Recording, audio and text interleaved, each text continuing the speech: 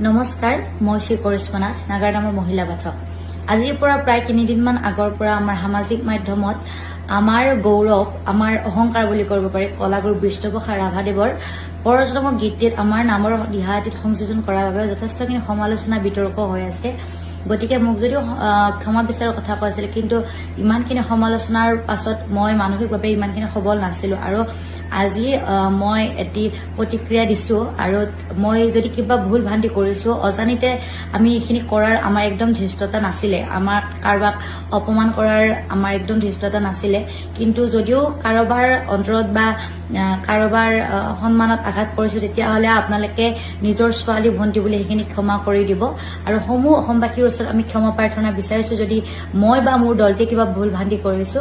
কাৰণ আমি উঠি অহা প্ৰজন্ম, আমাক শিকাব লাগিলে আপোনালোকে শিকাব লাগিব, ভুল দেখাবলৈ আপোনালোকে আঙুলিয়াই দিব লাগিব। গতিকে আমাৰ ভুল হোৱাটো স্বাভাৱিক আৰু আপোনালোকে সেইখিনি আমাক দিহা পৰামৰ্শ দি কেতিয়াবালেও যদি আমাৰ এইখিনি দেখা পায়, আপোনালোকে এইখিনি শুধৰাই দিব। লগতে আমাৰ অগ্ৰজবিলাকে আমাৰ আধুনিক সুৰবিলাক ব্যৱহাৰ নকৰাকৈ আগৰ যিখিনি আমাৰ নামৰ নিজস্ব সুৰ আছে, তেওঁলোকে আমাক সেইখিনি শিকাই দিব বুলি আশা কৰিলো। লগতে আপোনালোকে যেন মোক নিজৰ ছোৱালী বা ভণ্টি বুলি সেইখিনি ক্ষমা কৰি দিয়ে আৰু আগৰ নিচিনাকৈ আপোনালোকে সকলোৱে আমাক মৰম দিব, আশীৰ্বাদ কৰিব। সদায় আমি যিহেতু অসমীয়া ছোৱালী